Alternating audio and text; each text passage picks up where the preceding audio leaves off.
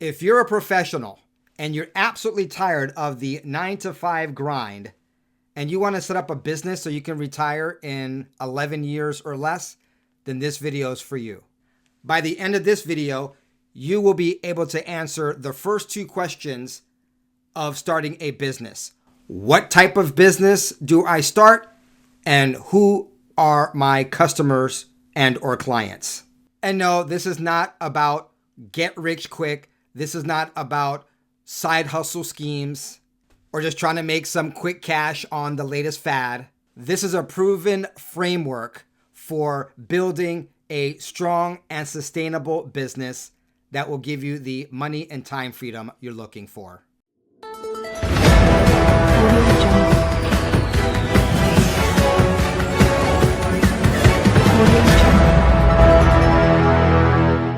Welcome to the Victory Mindset. My name is James Lyles. You may know me as BCP.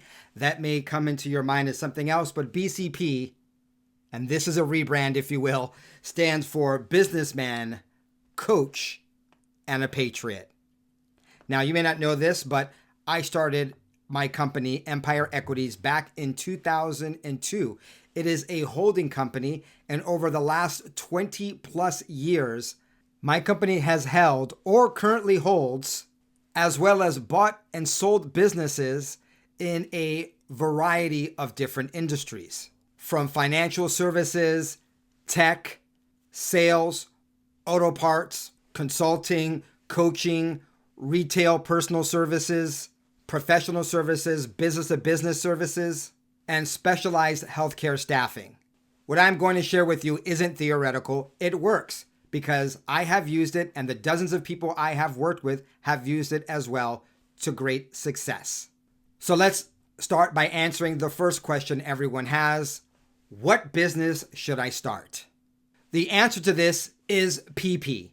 No, I'm not trying to be crass or rude or talk to you about Tinkle like you are pre-K.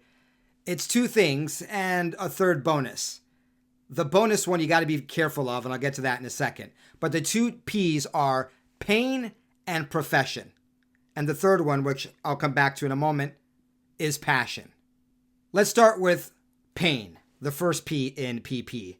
And this is you solving a pain that you've had to overcome. Let's talk about Brian Chesky and Joe Gebbia. Chesky and Gebbia were struggling to pay rent in San Francisco, but they noticed that hotels were fully booked for an upcoming design conference where they lived in San Francisco. So what they started to do is they started to rent out air mattresses in their apartment, and they provided breakfast, which sparked the idea of a platform for people to rent out unused space in their homes. You may know the company today as Airbnb, and now it is a global hospitality giant. Now that's Airbnb, and we've all heard of Airbnb. That might be a little bit too sexy. So let's bring it down to something a little bit more mundane. But did you know that hospitals have had a hard time in billing the U.S. government for reimbursement? For instance, in California for Medi-Cal or Medicare or other healthcare services that are covered by different various federal programs? Well, what Amanda did is she was an expert in this because she worked in that. So what did she do? She started offering her services first to clinics, then to hospitals, and made a fortune doing that, growing a team of dozens of people servicing accounts throughout the Western United States. She took her pain of having to deal with these billing issues and built a business around it, solving the problem to alleviate that pain. Now let's go into the second P of PP, profession. When I say profession, I simply mean whatever you're doing in your current employment or things you may have done in the past for past employers. For instance, an accountant friend I know who was working as a CFO and was an accountant for this company, and then just started his own accounting firm. Another friend of mine, Cher, is an attorney or was an attorney, and she used her skills of persuasion and turned that into a coaching business to teach people her skills. But you don't have to be some high paid, high income professional to turn your profession into making money. I have a dear friend from my college days that was a manager for Taco Bell.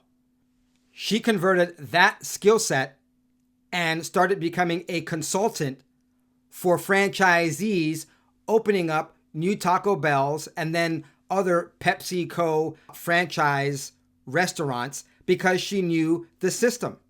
And she would go to Idaho, Washington, and different places to help them open these new stores.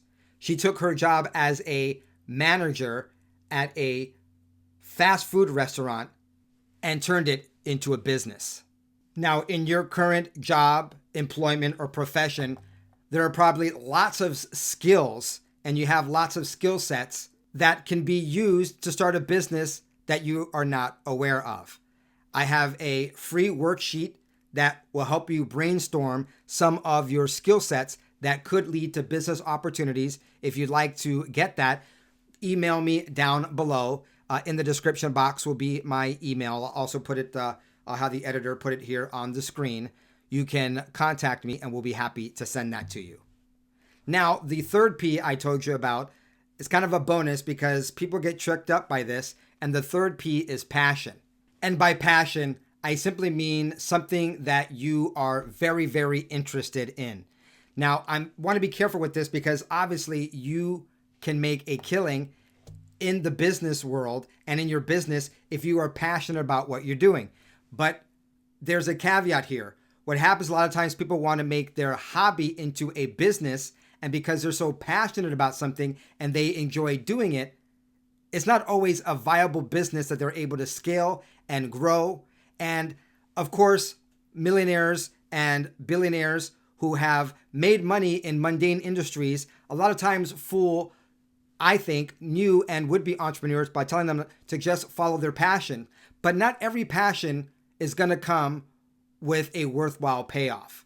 I mean, you may like tiddlywinks, you may love anime, but you may find it hard to have a viable business in ultimate frisbee. These are your passions, but you may not have skill sets that can turn those passions into a profitable business. So yes, pursue your passions, but that comes with a little bit of caution. And those that work with me, I work with them to figure out if that really is the best route. Help give them clarity so they don't think that, oh, I'm passionate about this, I'm definitely going to make a killing in this business, because not everyone's passions can actually turn into a profitable business for them based on their skill sets. Now, I'm able to go into more in depth on exactly how you can figure out what business you can do based on your skill set. If you'd like to see me make a video on expanding on this, let me know in the comment section down below. If you'd like some guidance on this, once again, also feel free to reach out to us. The email is down in the description box, and if there's space, I'll have the editor put it somewhere on the screen as well. All right, so that is the what. What business are you going to start? Let's go into who. Who are you going to serve? Who are going to be your clients and customers? Now, there's 3 parts to this too, and I could be cheeky and call it PP number 2, but that would be kind of crude. But you'll see why I said that here in a second. But once again, there's 2 things here, and the third one's a bonus. And it's this. You are going to serve people who are just like you, or people that you have served before. The third one, the bonus, I'll explain at the end of this section. So first, let's talk about the people who are like you. They have the same struggles that you've had, and you have solved them. Remember, previously in the first 3 Ps, we talked about pain. You know that pain, and you can solve it because you solved it for yourself. And then when we talk about people that we have served, that is not just professionally, not just the people and the type of people that you have served in the past in your employment or former business, but also people and friends and family that you may have helped for free. You may be very proficient at something and you're always giving free help in this area. It may be something that you can turn into a business. Now, you want to have a target audience, but you want to be so specific that you actually create an avatar of what your ideal client or customer looks like. And you want to really zero in and be specific. And the more specific your target audience, the more successful you will be. You may have heard riches are in the niches or the niches. So you really want to be very clear on your target audience. I'm talking very clear. I'm talking about their age, their income, their gender, their profession, their problems, and their passions. For instance, I told you about my friend. She was very specific about the type of franchisees that she was going to work with. They had to be starting their first or second Taco Bell and or Pepsi Cola restaurant. Pepsi Cola, Taco Bell, Kentucky Fried Chicken, Pizza Hut, etc. I think, is A&W in there? I think A&W might be in there as well. The bottom line is that you want to be so specific that you can charge a premium because you're solving a very specific set of problems or challenges for a very specific group, and they will pay you for that. Of course, you have to be niched down to the point where you can charge a premium for your services, but you also have to make sure that there's enough people in that segment so that you have a viable business. There you have it, folks. I hope this was helpful. Now you have an idea on what type of business you should pursue and what your customer or client, your ideal one to start off, looks like. This is just to get your juices flowing and the ideas going in your head. If you have any questions, feel free to email me, and don't forget to like this video. I will be producing more like it. If you have any specific questions, like I said, email me. Also put in the comments any other topics you'd like to see me cover. Until the next one, please receive a big hug from all of us. Until the next one, ciao, goodbye. God bless.